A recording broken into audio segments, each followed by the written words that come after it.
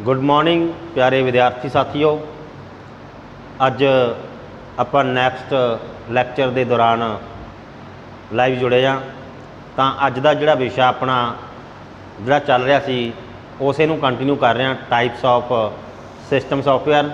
अज आप गल करांगे उन्हां टाइप्स दे विच अपनी ट्रांसलेटर के बारे जान पछाण पिछले लैक्चर दे विच हो गई सी कि दो तरह के ट्रांसलेटर आपां उहदे विच स्टडी कीते सी, एक कंपाइलर ते एक इंटरप्रेटर। ओहदियां टाइप्स दियां हिस्सा सीगे सिस्टम सॉफ्टवेयर दियां। तो अज नैक्सट असी गल करांगे मैक्रो के बारे, लिंकर ते लोडर के बारे। तो फस्ट पहला आपां जान पहचान, क्योंकि ये जो लैक्चर आपां चल रहे ने ये सिर्फ की है जान पहचान ही आपां इहदे विच कर रहे हैं कि जिहड़े साडे टॉपिक ने जां साडा सिलेबस है उहदियां किन्नियां सिस्टम सॉफ्टवेयर किहड़ियां टाइप्स ने उन्हां दे नाल जान पहचान एक चल रही है। क्योंकि अगे जिहड़ा तुहाडे सिलेबस दे विच है वो पूरे का पूरा चैप्टर है। जे आपां कंपाइलर इंटर लैंगुएज ट्रांसलेटर की गल कर लीए जां असीं गल कर लीए, क्योंकि एक कंपाइलर का पूरा चैप्टर तुहानूं अगे आएगा कि उहदे विच पूरा कंपाइलर जिहड़ा डिफाइन किया हो। इस तरह मैक्रो, लिंकर, लोडर ये सारे जिहड़े ने टाइप्स ने वो तुहानूं डिटेल दे विच अगे डिस्क्राइब कीतियां होणगीਆਂ।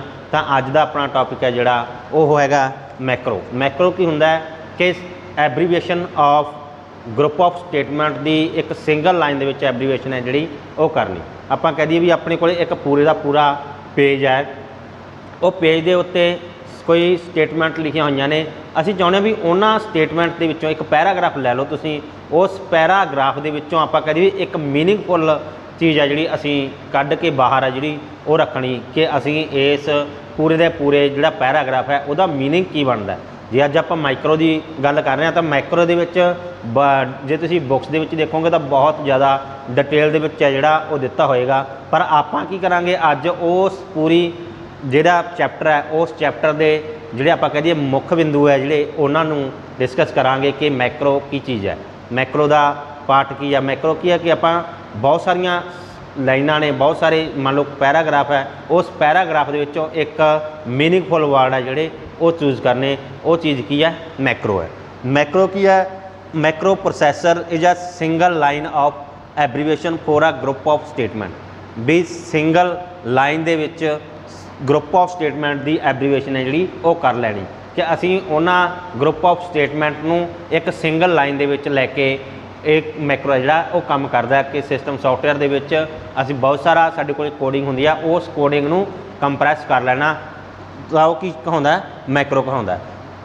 द मैक्रो प्रोसैसर दे विच की होगा भी program with macro definition and call. Macro दे विच की करदे आ मैक्रो नूं पहलां डिफाइन किया जाता है भी मैक्रो साडा तैयार हो गया, उन्होंने डिफाइन किया जाता है, उस तो बाद उस मैक्रो नूं कॉल किया जाता है। तो ये जो आप पूरा चैप्टर करांगे तो तुहानूं मैक्रो का एक प्रोग्राम है जिहड़ा वो भी आपां डिस्कस करांगे कि किवें प्रोग्राम उहदे विच डिफाइन हुंदा है, किवें उहनूं कॉल किया जाता है। तो मैक्रो की है भी प्रोग्राम बनता है, उन्होंने डिफाइन करदे आ, उन्होंने कॉल करदे आ, वो की हुंदा साडे कोले सोर्स प्रोग्राम। फिर करदा मैक्रो प्रोसैसर, उन्होंने की करदा macro without program without macro. फिर प्रोग्राम है जिहड़ा तुहाडे कोले विदाउट मैक्रो वाला है, उहदे च उह तों असैंबल होकर मशीन लैंगुएज दे विच कन्वर्ट होगा। क्योंकि जदों असीं प्रोग्राम करदा है सिस्टम सॉफ्टवेयर कोई आपां कह दईए कन्वर्जन करदा है तो वह की करूगा भी मैक्रो तुहाडा प्रोग्राम है, उस प्रोग्राम नूं करना मैक्रो प्रोसैसर ने कंबाइन कर लेना भी सिंगल एब्रीविएशन है जिहड़ी वो तैयार करके तां की बनूगा वो किहदे विच कन्वर्ट करूगा, प्रोग्राम विदाउट मैक्रो कन्वर्ट करूगा। फिर असैंबलर है जिहड़ा उहनूं किहदे विच कन्वर्ट करूगा, मशीन लैंगुएज जिहड़ा असीं कह देना ऑब्जैक्ट प्रोग्राम जां साडा टारगेट प्रोग्राम है जिहड़ा वो बनदा है। नैक्सट हैगा तुहाडा लिंकर। लिंकर की हुंदा है भी जदों भी असीं कोई फाइलां ने जिहड़ियां वो फाइलां नूं आपस दे विच लिंक करना, असीं जिन्नियां भी कोई चीज़ां तैयार करते हैं, जिन्ने भी सॉफ्टवेयर जिहड़े रन होंदे आ वो सारे करदे ने आपस दे विच पहलां लिंक होंदे ने, जिन्ने मॉड्यूल आ वो सारे आपस दे विच जोड़दे ने, उस तो बाद प्रोसैस है जिहड़ी स्टार्ट होंदी है। क्योंकि जदों आपां कंप्यूटर नूं स्टार्ट करदे हां तां जिन्नियां फाइलां सारियां ने वो की हुंदियां ने आपस दे विच लिंक होंदियां ने, फिर वो मैमोरी च लोड होंदियां, लोड होकर फिर सानूं कोई प्रोसैसिंग है जिहड़ी वो शो करदियां। तां लिंकर की है दैट कंबाइनज और links the various object modules in order to create the executable form of the program. ये की कहते हैं मैं लिंकर कहता है भी दैट कंबाइंड लिंकर क्या एक सिस्टम सॉफ्टवेयर है जिहड़ा की करदा कंबाइन करदा ਜਾਂ ਲਿੰਕ ਕਰਦਾ बहुत सारे ऑब्जेक्ट मॉड्यूल ਨੂੰ। ਸਾਡੇ ਕੋਲੇ ਹੁਣ ਕੀ ਹੈ, ਅਸੀਂ ਮੰਨ ਲਓ ਪ੍ਰੋਗਰਾਮ ਬਣਾਏ ਆ, ਇੱਕ ਤੁਸੀਂ ਪ੍ਰੋਗਰਾਮ ਬਣਾ ਲਏ ਤਾਂ 5 ਪ੍ਰੋਗਰਾਮ ਨੇ, ਤਾਂ ਤੁਹਾਡੇ ਕੋਲੇ ਕੀ ਬਣ ਗਏ 5 ਮੋਡਿਊਲ ਬਣ ਗਏ। ਜੇ ਅਸੀਂ ਕਹੀਏ ਇੱਕ ਪ੍ਰੋਗਰਾਮ ਨੂੰ ਅਸੀਂ ਡਿਵਾਈਡ ਕਰਨਾ ਤਾਂ 5 ਮੋਡਿਊਲ ਦੇ ਵਿੱਚ ਅਸੀਂ ਡਿਵਾਈਡ ਕਰਨਾ, ਤਾਂ ਉਹ 5 ਮੋਡਿਊਲ ਨੂੰ ਕੀ ਕਰਨਾ, ਆਰਡਰ ਵਾਈਜ਼ ਐਗਜ਼ੀਕਿਊਟ ਕਰਨਾ। ਤਾਂ ਲਿੰਕ ਕੀ ਕਰੂਗਾ, ਉਹਨਾਂ ਸਾਰਿਆਂ ਦਾ ਲਿੰਕਸ ਆਪਸ ਦੇ ਵਿੱਚ ਬਣਾ ਦੂਗਾ ਕਿ ਪਹਿਲਾਂ ਇਹ ਮੋਡਿਊਲ ਰਨ ਹੋਏਗਾ, ਫਿਰ ਉਸ ਤੋਂ ਬਾਅਦ ਦੂਸਰਾ, ਫਿਰ ਉਸ ਤੋਂ ਬਾਅਦ ਤੀਸਰਾ ਜਿਹੜਾ ਉਹ ਰਨ ਹੋਏਗਾ। ਤਾਂ दैट कंबाइंस और links the various object modules in order to create the executable form of the program. भी ताकि उन्होंने की करूँगा एग्जीक्यूटेबल फॉर्म दे विच जिहड़ी एग्जीक्यूट हो सके उहदे विच उहनूं कन्वर्ट करना। तो साडे कोले बहुत सारे ऑब्जेक्ट मॉड्यूल होंदे ने, किन्ने हो सकते हैं ऑब्जेक्ट मॉड्यूल 1 2 तो लैके एंड तक। एंड का मतलब है 100 मॉड्यूल 50 मॉड्यूल किन्ने मॉड्यूल है जिहड़े वो हो सकते हैं, उन्होंने करना लिंकर ने।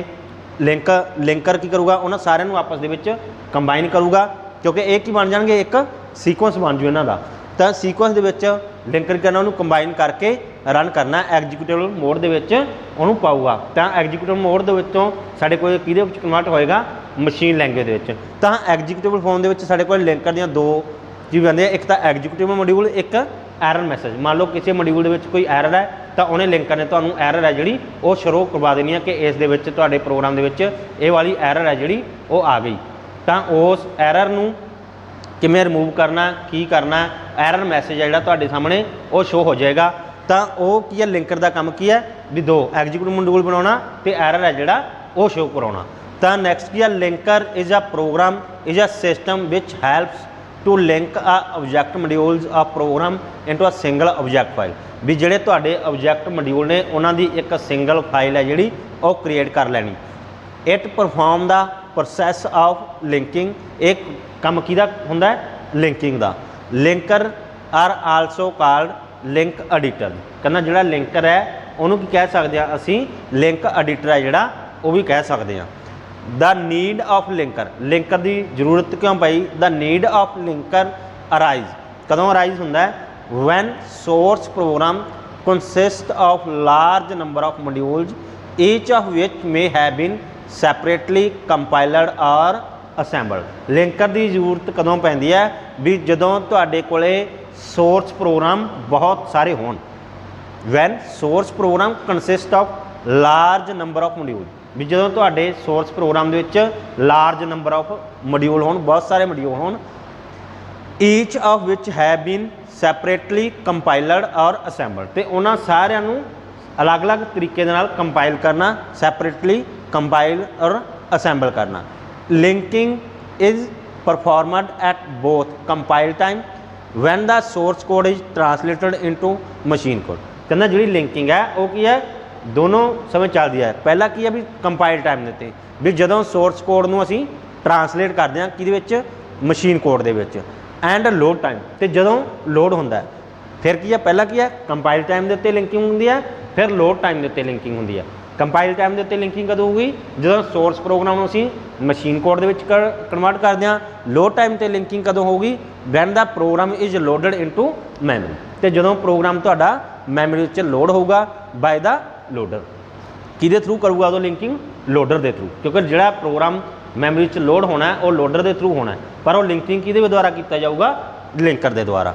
The linking is performed at the last step in compiling a program. तो एक ही है भी जिहड़ा लास्ट स्टैप होगा उस चीज़ नूं करना, कंपाइल करना। Linking is performed at the last step in compiling a program. Compiling a program, program नूं कंपाइल करना।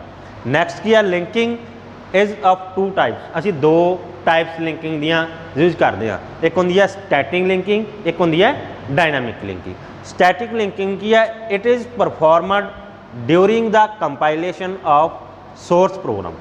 जिहड़ी साडे कोले स्टैटिक लिंकिंग की होगी वो कदों होगी, during the compilation of source program. जदों सोर्स प्रोग्राम नूं असीं कंपाइल करते हैं उदों की होंदी है, साडी स्टैटिक लिंकिंग होंदी है। जदों प्रोग्राम नूं असीं रन करते हैं उदों साडी की होंदी है, ऑब्जेक्ट डायनामिक लिंकिंग है जिहड़ी होंदी है।